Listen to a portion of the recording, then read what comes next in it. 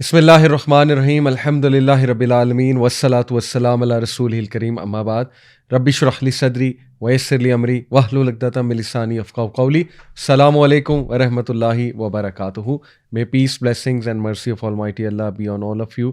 بہت مجھے اچھا لگ رہا ہے الحمدللہ. فرسٹلی رمضان ہیز اسٹارٹڈ اور رمضان از اے منتھ آف قرآن، اور بہت عرصے سے یہ بات کہی بھی جا رہی تھی الحمدللہ کافی لوگوں کی طرف سے کہ سورہ کہف پہ ایک ڈیپ انڈرسٹینڈنگ کے ساتھ انشاءاللہ لیکچرز ہونے چاہیے. تو چونکہ رمضان کا بلیسڈ مہینہ بھی ہے، سو آئی جسٹ ڈیسائیڈڈ کہ انشاءاللہ تعالی ہم سورہ کہف کو سمجھنے کی کوشش کریں، کیونکہ آپ کو پتہ ہے کہ سورہ کہف کی اتنی امپورٹنس ہے کہ اللہ کے نبی صلی اللہ علیہ وسلم نے ہماری توجہ اس طرف دلوائی اور ہمیں تلقین کی کہ سورہ کہف کی جو پہلی 10 آیات ہیں، اور ایک اور روایت میں آخری 10 روایات کا بھی ذکر آتا ہے کہ جو بھی ان کو میمورائز کرے گا وہ فتنہ دجال سے بچے گا، جو کہ دنیا میں سب سے بڑا آنے والا ایک فتنہ ہے. اور اس کے علاوہ سورہ کہف کی ویسے بھی بہت امپورٹنس ہے، اس کو ہر جمعے کے جمعے پڑھنے کی تلقین کی گئی ہے، اور سورہ کہف کو سمجھنا بہت ضروری ہے، اس کی تھیم کو سمجھنا بہت ضروری ہے، کیونکہ یہ ایک اینٹی ڈوٹ ہے. یہ اینٹی ڈوٹ ہے فتنے کے دور میں فتنوں سے بچنے کے لیے، اور اس میں پراپر گائیڈ لائنز ہیں اس کی سٹوریز میں، اس کی تمام آیات میں. چونکہ اس میں 4 سٹوریز جو ہیں وہ ڈسکس ہوئی ہیں، اور آپ کو پتہ ہے کہ پہلی سٹوری اصحاب کہف کی ہے، دوسری سٹوری جو ہے وہ 2 ایسے لوگوں کی ہے جن کے گارڈنز تھے، ان میں سے ایک متکبر ہو گیا، پرائڈ میں مارا گیا، دوسرا جو ہے وہ ہمبل تھا. So basically the story of man of 2 gardens. اور تیسری جو ہے وہ it is the story of موسیٰ علیہ السلام اینڈ خضر علیہ السلام، دا گریٹ جرنی آف موسیٰ علیہ السلام ود خضر. اور جو 4 اسٹوری ہے ذوالقرنین کی ہے، اس میں یاجوج ماجوج کا بھی تذکرہ ہے. تو بڑی انٹرسٹنگ یہ اسٹوریز ہیں، اور ہر سٹوری میں ایک منفرد لیسن ہمیں ملتا ہے، اور ہر لیسن کا تعلق جو ہے وہ فتنے کے دور میں جو میں سمجھتا ہوں انٹلیکچوئل چیلنجز آئیں گے مسلمانوں کو، سائیکلوجیکل چیلنجز آئیں گے، ایون جو فزیکل چیلنجز آئیں گے، ان سب کو سامنے رکھتے ہوئے الحمدللہ ہمارے لیے گائیڈ لائنز موجود ہیں. تو اللہ تعالیٰ سے یہ دعا بھی ہے کہ اس مہینے میں اس کی برکت سے، اور چونکہ ایک بڑا فیوریبل انوائرمنٹ ہوتا ہے رمضان میں سبحان اللہ، تو لوگوں کے دل بھی نرم ہوتے ہیں. تو what better than to discuss انشاءاللہ سورہ کہف، the one of the great surahs of the glorious Quran. اور اللہ تعالیٰ سے بس دعا یہ ہے کہ اللہ تعالیٰ ہمیں عمل کی بھی توفیق عطا فرمائے اس بابرکت مہینے میں. سو انشاءاللہ جی لیٹ سٹارٹ. سب سے پہلے تھوڑا سا میں تعارف کروا دوں قرآن مجید کے حوالے سے کہ دیکھیے قرآن مجید پہ پہلی تو بات میرا ایک لیکچر آلریڈی موجود ہے، تھنگز دیٹ میٹر، میری ایک سیریز ہے، اس کی پوری ایک ایپیسوڈ ریکارڈ ہوئی ہے، how to read the Quran.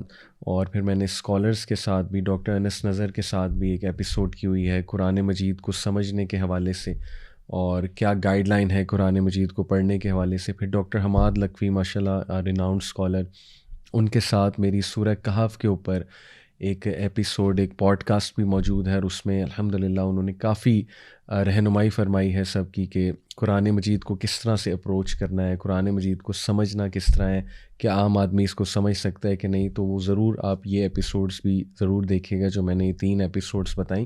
But just as a revision دیکھیے، سب سے پہلے قرآن مجید کی تھیم انسان ہے، اور قرآن مجید کا جو پرپس ہے وہ گائیڈنس ہے، اور قرآن مجید کو اسی نیت کے ساتھ اپروچ کرنا چاہیے کہ ہم اس سے الٹیمیٹ گائیڈنس چاہتے ہیں، کیونکہ ذالک الکتاب لا ریب فیہ ھدی للمتقین، اس میں کوئی شک نہیں کہ یہی کتاب ہے، یہی واحد کتاب ہے، کیونکہ اللہ کے ورڈز ہیں اگر تم گائیڈنس چاہتے ہو. اور اس کے بیسک میسیجز جو ہر انسان سمجھ سکتا ہے وہ 4 ہیں. نمبر 1 ہو از اللہ، توحید، اللہ نے اپنا تعارف کروایا اور وہ بڑا پاورفل تعارف ہے. نمبر 2 فکر آخرت، ڈے آف ججمنٹ. 1/3 حصہ تقریباً قرآن کا وہ ڈیڈیکیٹ ہوا ہے ڈے آف ججمنٹ کے بارے میں، یعنی ہمیں تلقین دلائی گئی ہے کہ قیامت آئے گی، آخرت ہوگی، جزا اور سزا کا کنسیپٹ. تو اسپیشلی جو مکی سورز ہیں اس میں آپ کو بہت زیادہ تذکرہ جو ہے وہ قیامت کا اور ان مناظر کا دیا جائے گا جو قیامت کے مناظر ہیں 30ویں پارے میں پرٹیکولرلی. اور تیسرا جو اس کا بیسک میسیج ہے وہ ہے حقوق العباد، کہ جب انسانوں نے آپس میں ڈیلنگز کرنی ہے تو کس طرح سے ڈیلنگز کرنی ہے، اپنے معاملات کو کیسے چلانا ہے، اس حوالے سے کئی سورز ہیں جن میں یہ رہنمائی ہے. فار ایگزامپل سورہ حجرات جو کہ پیورلی سوشل اور پبلک ڈیلنگس کے اوپر ہے, گھروں کے ماحول کے اوپر ہے, اور آپس میں جو انٹرپرسنل ریلیشنز ہوتے ہیں انسانوں کے اس کے اوپر ہے. اسی طرح سورہ لقمان میں بہت سی نصیحات وہ لقمان علیہ السلام نے جو اپنے بیٹے کو دیں وہ بہت ضروری ہیں فرام اے سوشل پرسپیکٹیو, اور ہمارے جو انٹرپرسنل ریلیشنز ہیں اور جو پرسنالٹی گرومنگ ریلیٹڈ جو ہمارے ایشوز ہیں. اس کے علاوہ اللہ نے لین دین کے حوالے سے دیکھیں ٹریڈ ٹرانزیکشنز کے حوالے سے احکامات دیے. اللہ تعالیٰ نے شادی بیاہ کے حوالے سے, طلاق کے حوالے سے, مہر کے حوالے سے احکامات ہیں, سورہ نساء میں ہیں, کچھ سورہ البقرہ میں ہیں. اسی طرح پردے کے حوالے سے اور آپس میں انٹریکشن کے حوالے سے. تو الحمدللہ یہ قرآن کا تیسرا میسیج ہے, حقوق العباد, کہ آپس میں کس طرح سے تم لوگوں نے ڈیلنگز کرنی ہے. اور نمبر 4 جو لاسٹ اس کا میسیج ہے, بیسک میسیج, وہ ہے کہ اللہ کے کیا حقوق ہیں, ڈیلنگز بٹوین مین اینڈ اللہ. اللہ تعالیٰ ہم سے کیا چاہتا ہے, کیونکہ ہم اللہ کے بندے ہیں اور اللہ تعالیٰ ہمارا رب ہے, اللہ ہمارا خالق ہے, اللہ ہمارا کریٹر ہے. اور اللہ تعالیٰ کی ایکسپیکٹیشنز ہم سے کیا ہیں, اور ان میں نماز, روزہ, حج, زکوٰۃ, جہاد, یہ تمام جو معاملات ہیں جو عبادات میں آتی ہیں, یہ اللہ سبحانہ تعالیٰ کے حقوق ہیں. تو اس میں بات ہوئی ہے. تو یہ تو بیسک قرآن مجید کا ایک آپ کہہ لیجئے ایک بیسک میسیج ہے. اور اس کے علاوہ قرآن مجید میں سٹوریز ہیں, پروفٹس کی سٹوریز ہیں, قوموں کی سٹوریز ہیں, اور اللہ سبحانہ تعالیٰ نے وہ سٹوریز اس لیے مینشن کی ہیں کہ ایک تو انسانوں کے دل مضبوط ہوں. جیسے نبی صلی اللہ علیہ وسلم کو خود اللہ نے کہا قرآن مجید میں کہ اے نبی یہ کہانی ہم آپ کو اس لیے بتاتے ہیں تاکہ آپ کے دل کو مضبوطی ملے, آپ کو تقویت ملے. ہر سٹوری میں کوئی نہ کوئی ایسی چیز ہے کہ you can relate to it. میں آپ کو کچھ مثالیں دیتا ہوں. دیکھیں جو انسان کسی ایسی مشکل میں پھنسا ہوا ہے کہ اس کو سمجھ ہی نہیں آ رہی میں نے کرنا کیا ہے, اور چاروں طرف اندھیرا ہے, تو اس کے لیے حضرت یونس علیہ السلام کی سٹوری موجود ہے کہ وہ مچھلی کے پیٹ میں تھے اور کوئی سلوشن انہیں نظر نہیں آ رہا تھا. اسی طرح ایک انسان جو ہے وہ اس کے رشتہ دار یا اس کے اپنے فیملی والے اس سے حسد کرتے ہیں, تو حضرت یوسف علیہ السلام کی سٹوری موجود ہے اور ان کا رویہ موجود ہے کہ کس طرح سے ایکٹ کرنا ہے. اسی طرح کسی نوجوان کو ڈیزائرز کا فتنہ تنگ کر رہا ہے اور اسے دعوت گناہ کہیں سے دی جا رہی ہے یا اس کے پھسلنے کے چانسز ہیں, وہ بھی حضرت یوسف علیہ السلام کی سٹوری سے ریلیٹ کر سکتے ہیں. اسی طرح کوئی باپ اس کی ڈیفیکلٹ اولاد ہے پیرنٹس کی, تو وہ حضرت یعقوب علیہ السلام کی سٹوری سے ریلیٹ کر سکتا ہے. اسی طرح کوئی انسان اللہ نہ کرے کسی بیماری میں مبتلا ہے, ٹرمینل النس ہے, ہوپ لیسنس ہو رہی ہے, حضرت ایوب کی سٹوری سے ریلیٹ کر سکتا ہے, حضرت ایوب کی دعاؤں سے ریلیٹ کر سکتا ہے, وہ دعائیں پڑھ سکتا ہے, رائٹ. اسی طرح کوئی اکیلا ہے اپنے انسٹیٹیوٹ میں, اپنے محلے میں, اپنی فیملی میں اکیلا لڑ رہا ہے, اکیلا لگا ہوا ہے, دین پر کھڑا ہوا ہے اور اسے کوئی سپورٹ نہیں مل رہی ہے, تو وہ حضرت موسیٰ علیہ السلام کی سٹوری سے ریلیٹ کر سکتا ہے یا کر سکتی ہیں, کیونکہ حضرت موسیٰ بھی اکیلے تھے اور بعد میں انہوں نے ہارون علیہ السلام کو مانگا, تو ساتھی مانگے اللہ سے, اور بہت خوبصورت اس میں سبحان اللہ لیسنز ہیں حضرت موسیٰ علیہ السلام کی سٹوری میں.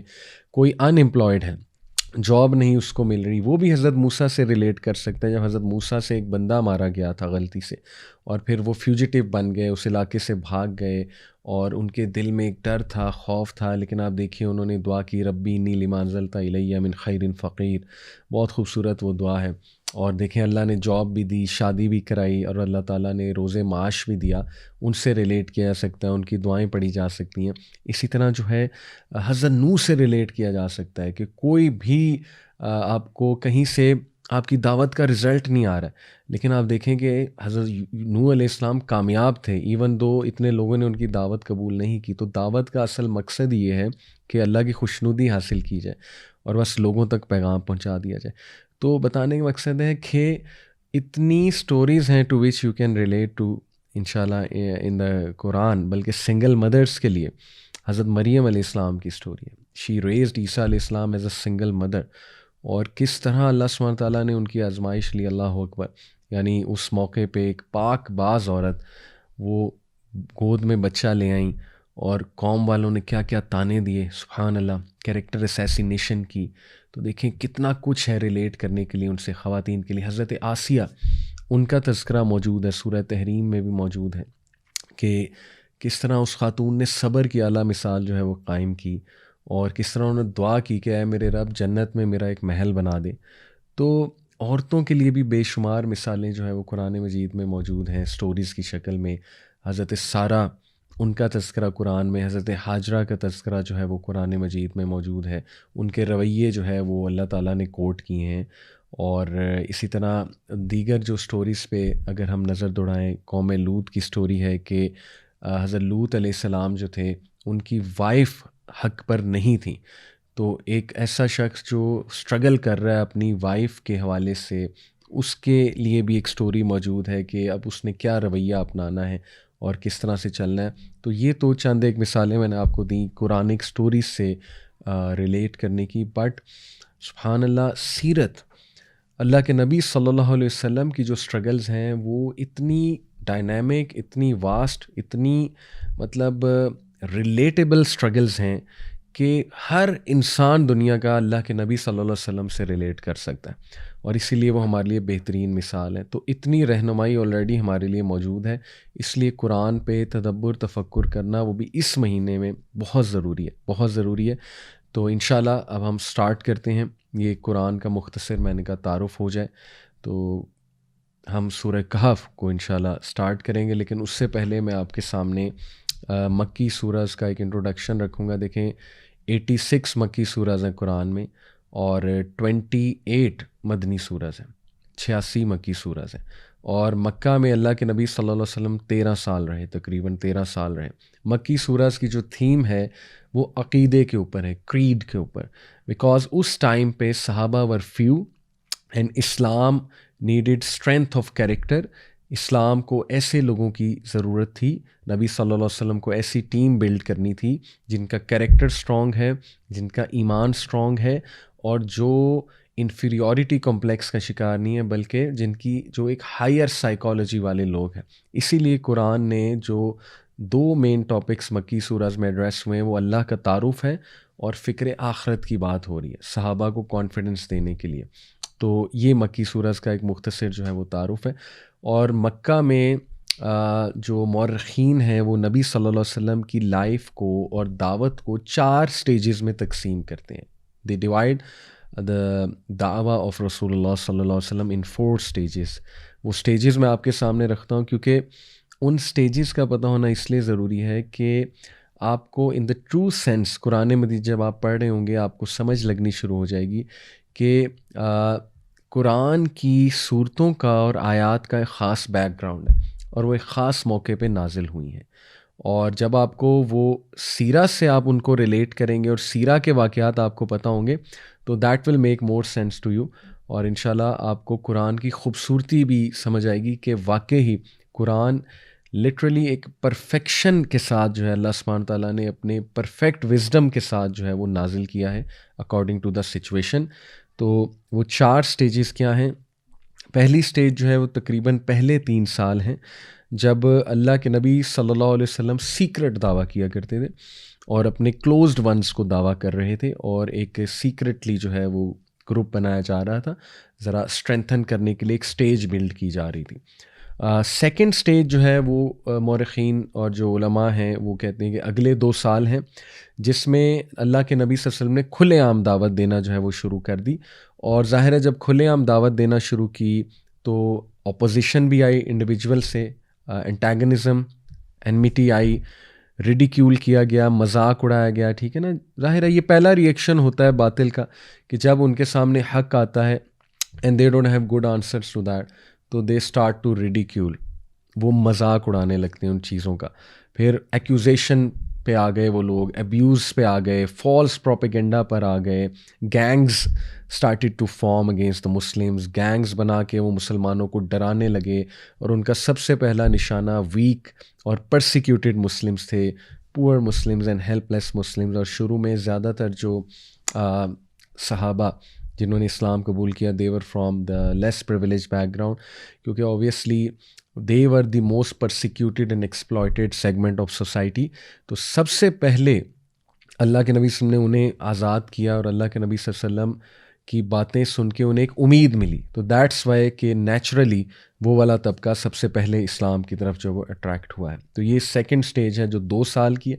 تھرڈ سٹیج تقریباً 6 سال چلی, اور یہ پرسیکیوشن یعنی کہ جو ٹارچر اور پرسیکیوشن مسلمانوں کو سٹارٹ ہوئی ادھر سے لے کر یہ سٹیج ڈیتھ آف ابو طالب اینڈ حضرت ختیجہ رضی اللہ عنہا تک چلی, یعنی 10th year of profit hood تک چلی. اور اس دوران پرسیکیوشن اس لیول پہ چلی گئی کہ باقاعدہ انہوں نے صحابہ کو, بلکہ عمار بن یاسر رضی اللہ عنہ, کس طرح سے ان کی والدہ حضرت سمیہ رضی اللہ عنہا جو شی از دا فرسٹ مارٹر ان اسلام, کس بے دردی سے ابو جہل نے ان کو مارا, اللہ اکبر, کس طرح سے شہید کیا. یعنی اس لیول پہ انمیٹی چلی گئی کہ اتنا وہ بروٹل ہو گئے کہ انہوں نے مارنا پیٹنا بھی شروع کیا, دھمکانا تو پہلے کی بات تھی, اور انہوں نے ٹارچر کرنا شروع کیا مسلمانوں کو. سوشل اور اکنامک بائیکاٹ بھی کیا گیا اللہ کے نبی صلی اللہ علیہ وسلم کا, شیب ابی طالب ٹو مینشن ون تھنگ. اور ظاہر ہے طائف کا واقعہ بہت پینفل اللہ کے نبی صلی اللہ علیہ وسلم کے لیے. تو یہ سب سے جو ہے وہ ٹف دور تھا. یہ جو تھرڈ سٹیج ہے ویری ٹف, 6 ایئر تھی. اور اس کے بعد 4th سٹیج آخری 3 سال ہیں, from the 10th to the 13th year of prophethood. یہ بھی بہت ہارڈ ٹرائلز اور گریویس سفرنگس والا دور تھا پروفٹ وسلم کے لیے اور صحابہ کے لیے. اور لائف آلموسٹ انبیئریبل ہو گئی مکہ میں, انڈیوریبل اور انبیئریبل ہو گئی. اور in fact there was no refuge inside Makkah. تو پھر فائنلی جو ہے وہ ہجرت کا جو ہے وہ حکم دیا گیا. تو یہ 4 سٹیجز جو ہیں وہ ہیں پروفیٹک دعویٰ کی. اور میں نے جیسے آپ کو کہا کہ پہلی سٹیج 3 سال کی ہے, دوسری سٹیج 2, اگلی سٹیج 6 ایئر, اور لاسٹ سٹیج تقریباً 3 سال بنتے ہیں. اور سب سے جو کٹھن سٹیج ہے وہ 3rd ایئر کی ہے. اور اسی لیے اب آپ کو یہ ریلیونسی جو ہے وہ سمجھ آئے گی کہ سورہ کہف جو ہے یہ 3rd سٹیج میں جو ہے وہ نازل ہوئی ہے, جب سب سے ڈیفیکلٹ ٹائم چل رہا تھا. اور اسی لیے اس میں تذکرہ اصحاب کہف کا کیا گیا ہے, کیونکہ وہ لوگ بھی ایکسٹریملی پرسیکیوٹیڈ تھے اصحاب کہف, اور ان میں ہمت بھی بڑی تھی. وہ اس دور کے خدا, سو کالڈ خدا, باطل جو خدا تھا, اس کے سامنے کھڑے ہو گئے تھے, اور انہوں نے کھلے عام اعلان کر دیا تھا کہ ہم تو اللہ پر ایمان لے کر آئے, ایک اللہ پہ, ون گاڈ, اور وہی ہے آسمان و زمین کو بنانے والا. اور پھر ان کو بہت ڈفیکلٹی فیس کرنی پڑی. اور اس دور میں جو بلیورز تھے, اور یہ اس پہ تھوڑا سا ڈفرینس آف اوپینین بھی ہے کہ ایگزیکٹلی یہ کون سی ایج تھی اصحاب کہف کی. کچھ ان کو کہتے ہیں کہ یہ عیسیٰ علیہ السلام سے پہلے کے ہیں, کچھ کہتے ہیں کہ عیسیٰ علیہ السلام کے فالوورز تھے, عیسیٰ علیہ السلام کے کچھ 100 سال بعد غالباً یہ لوگ تھے. اور کچھ ٹرکی کی طرف پوائنٹ کرتے ہیں کہ ٹرکی کا علاقہ تھا, کچھ جو ہے وہ فلسطین کی طرف پوائنٹ کرتے ہیں. تو بہرحال یہ وہ ڈسکشنز ہیں کہ ان میں اتنی ڈیٹیل میں جانے کی ہمیں ضرورت نہیں ہے, ہمیں ایکچولی لیسنز اخذ کرنے اس میں. لیکن پوائنٹ ٹو نوٹ از کہ اس دور میں بھی بہت پرسیکیوٹ کیا جاتا تھا ان لوگوں کو جو اللہ والے تھے اور توحید والے تھے اور نبیوں کی ٹیچنگز فالو کرنے والے تھے. تو باقاعدہ اس لیول کا ظلم ہوتا تھا کہ شیر کے سامنے انہیں زندہ جو ہے وہ ڈال دیا جاتا تھا بطور شیر کا جو کھانا ہے. اور سوچیں کہ کتنا کس لیول کا یہ ظلم ہے. اور ماؤں کے بچے ان کی نظروں کے سامنے جو ہے وہ قتل کر دیے جاتے تھے جب پتہ لگتا تھا یہ مواحد ہیں. تو اسی طرح اصحاب کہف کو امپریزن کیا گیا, اور اس کے بعد اللہ سبحانہ و تعالیٰ کی طرف سے ان کو انسپریشن ہوئی اور انہیں رخ کرنا پڑا غار کی طرف. اور اسی لیے کہف جو ہے وہ غار کو کہتے ہیں, دا کیو. اور وہاں پر جا کے وہ سوئے 309 سال.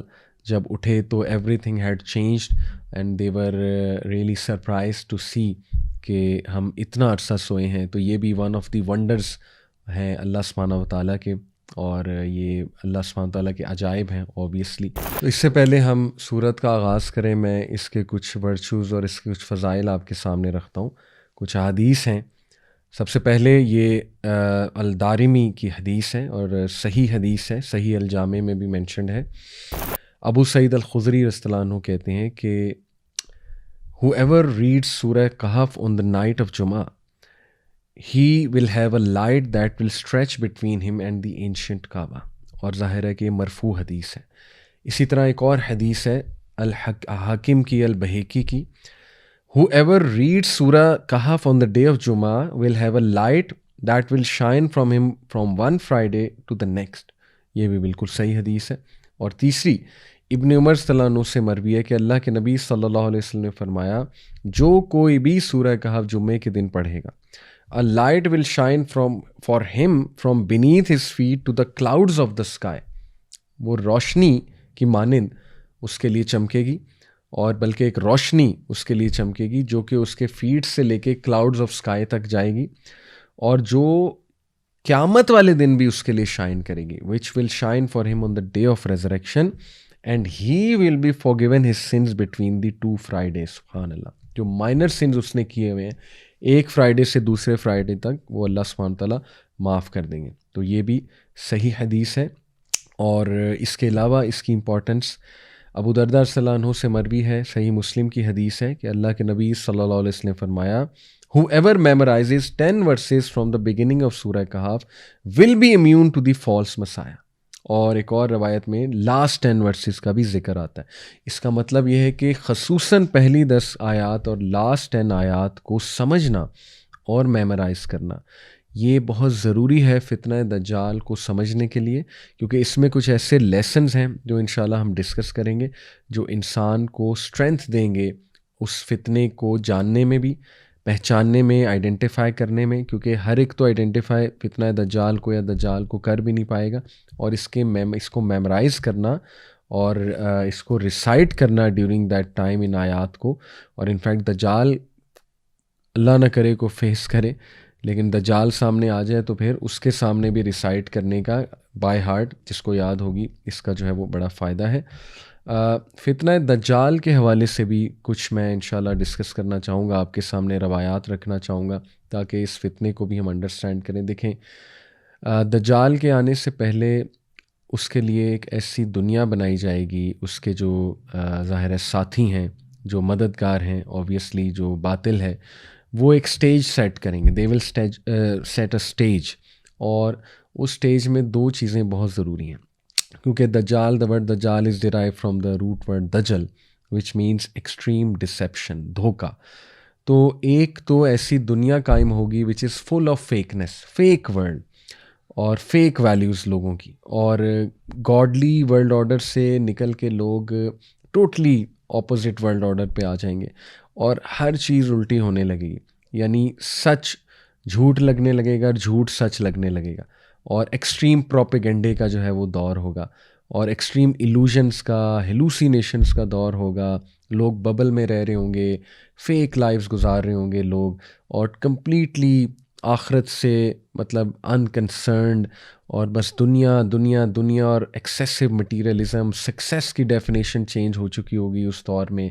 اور لوگ جو ہے وہ ایسی ایسی چیزیں وٹنس کریں گے جو شاید اس دور سے 20-30 سال پہلے ناممکنات میں سے تھیں, لیکن اب وہ نہ صرف ممکنات ہو گئی ہیں بلکہ وہ اس زمانے کے ایتھوز کا حصہ بن جائیں گی. فار ایگزامپل میں آپ کو مثال دیتا ہوں کہ LGBTQ, یعنی آج سے 50 سال پہلے کسی نے سوچا بھی نہیں تھا کہ اس کو پسند کیا جائے گا, پروموٹ کیا جائے گا, حلال کیا جائے گا, اور اس کی ریلیز نکلیں گی اس کی سپورٹ میں. لیکن دیکھ لیں آج یہ سب کچھ ہو رہا ہے, اور بھی بہت کچھ ہو رہا ہے. تو ایک تو اے ورلڈ فل آف فیکنس, اور دوسرا a world full of deception, extreme deception. دیکھیں ڈسیپشن اور لائے میں فرق ہے. جھوٹ پکڑا جاتا ہے, ٹھیک ہے, اگر کوئی جھوٹ بول رہا ہے وہ پکڑا جائے گا, لیکن ڈسیپشن کیا ہے؟ ڈسیپشن ہے کہ کچھ سچ کو مکس کر دیا جائے, کچھ ٹھیک چیزوں کو مکس کر دیا جائے, لیکن زیادہ تر باطل ہو, زیادہ تر جھوٹ ہو. تو دس از ویری ڈینجرس.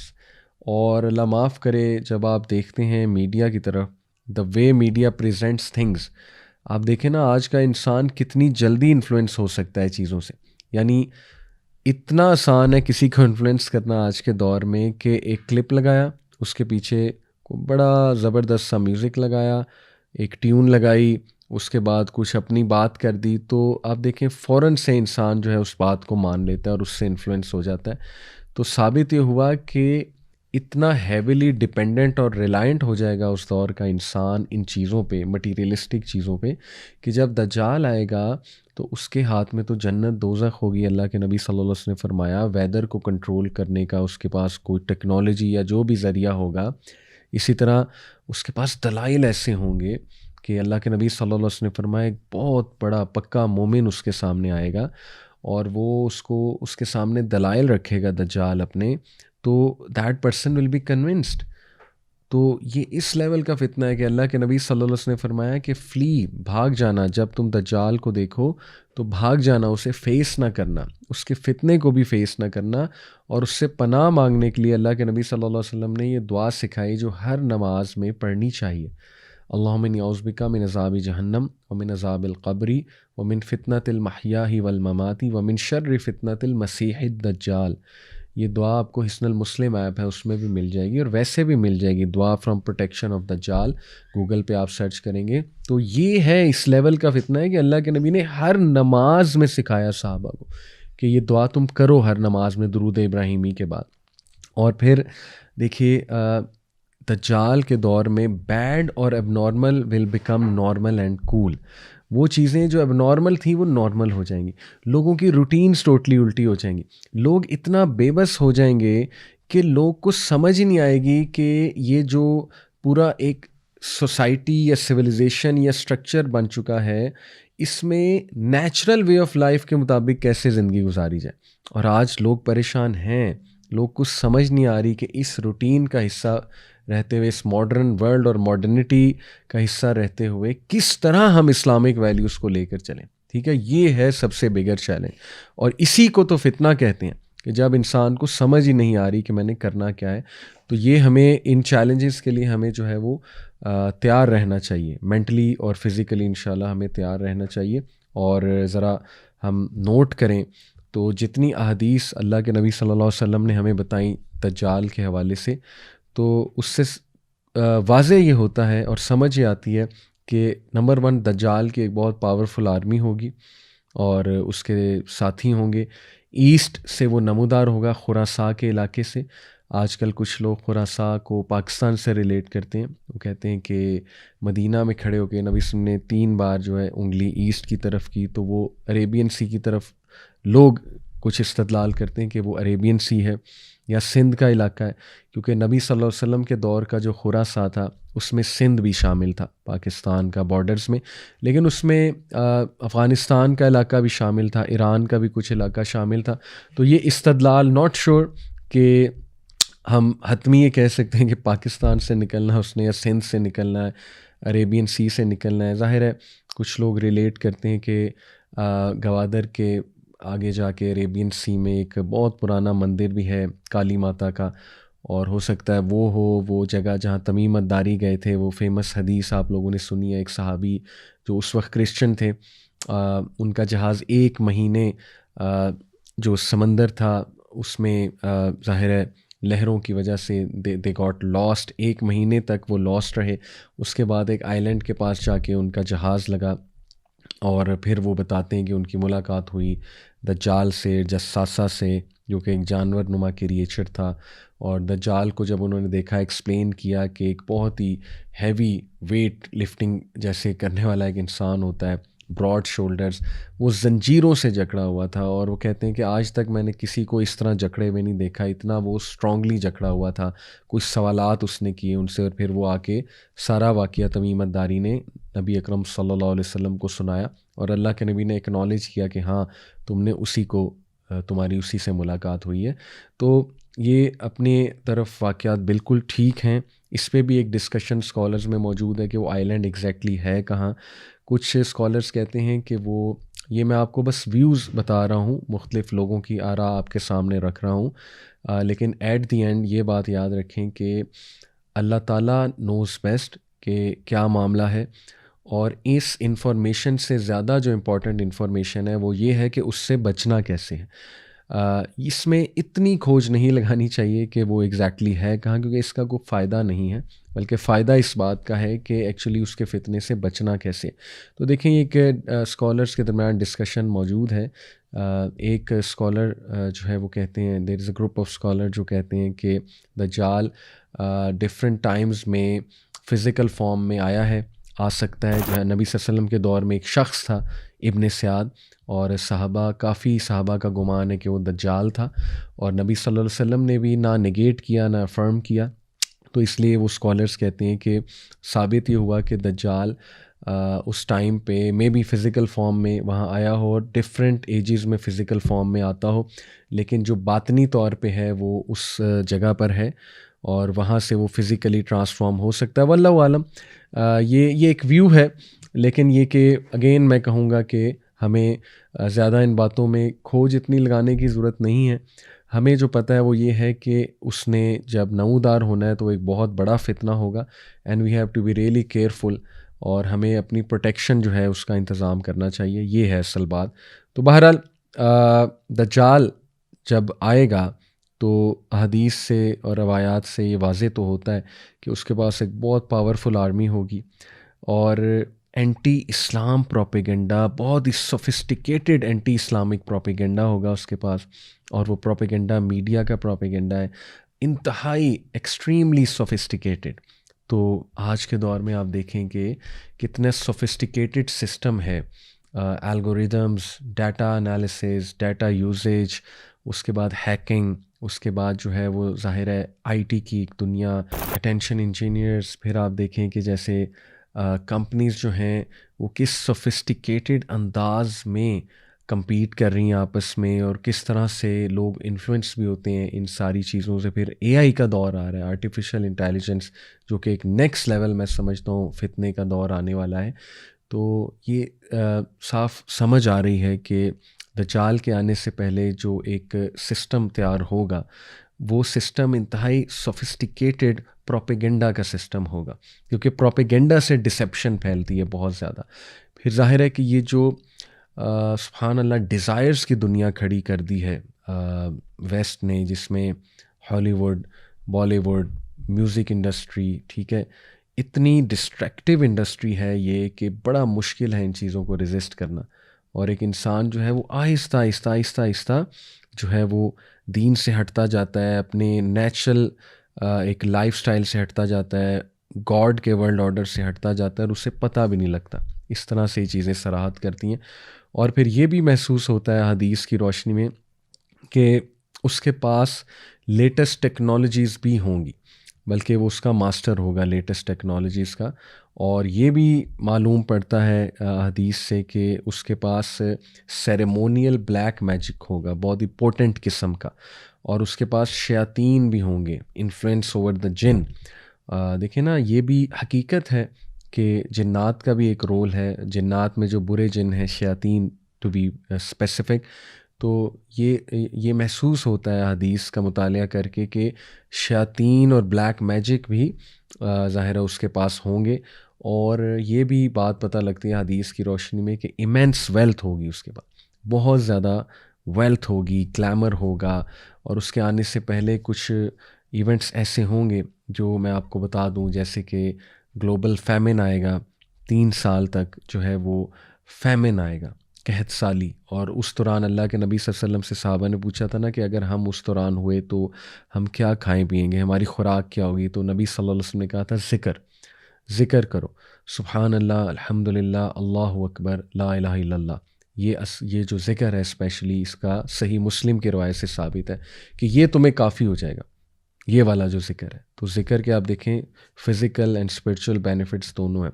تو دیکھیں یہ آلدو تھوڑا سا لوگ کہیں گے کانسپریسی تھیوری ہے، لیکن یہ بھی پتہ لگتا ہے کہ سیٹینک کلٹس یا جو اکلٹ ریلیجنز ہیں، جو اینشینٹ سمبلز آف آئیڈولیٹری پر چلنے والے ہیں، اور جو فری میسنس کے بارے میں الومیناٹی کا بھی بڑا تذکرہ ہوتا ہے، تو دیکھیں یہ کلٹس ایک حقیقت تو ہیں، سیٹینک کلٹس اور یہ جو اکلٹسٹ ہوتے ہیں، تو یہ بھی ایسا لگتا ہے کہ وہ بھی اسی کی تیاری کے لیے لوگوں کی ذہن سازی کر رہے ہیں، اور maybe they are part of the دجالی فتنہ اینڈ دا دجال ورلڈ آرڈر ایز ویل۔ تو اس میں کچھ پری ایونٹس جو اس سے پہلے ہوں گے انشاءاللہ وہ میں آپ کے سامنے رکھتا ہوں۔ اللہ کے نبی صلی اللہ علیہ وسلم نے فرمایا، مسند احمد کی حدیث ہے، verily preceding the false messiah will be years of deception, دجال کے آنے سے پہلے ایکسٹریم ڈسیپشن کے ایئرز ہوں گے، یعنی اتنا لوگ کھو جائیں گے اس ڈسیپشن میں کہ سچ جھوٹ لگے گا اور جھوٹ جو ہے وہ سچ لگے گا، اور ہر چیز اپوزٹ ہونے لگے گی، اور بے حیائی جو ہے اس کی ڈیفینیشن ہی چینج ہو جائے گی، ٹرمینالوجیز ہی چینج ہو جائیں گی، لوگ جو ہے وہ جسٹیفائی کرنے لگیں گے سارے گناہوں کو، ساری چیزوں کو. تو یہ ایکسٹریم ایئرز آف ڈسیپشن ہے فالس مسایا سے کے آنے سے پہلے. اور پھر فرمایا in which the truth are belied and the liars are believed, the trustworthy are discredited and the treacherous are trusted and the disgraceful speak.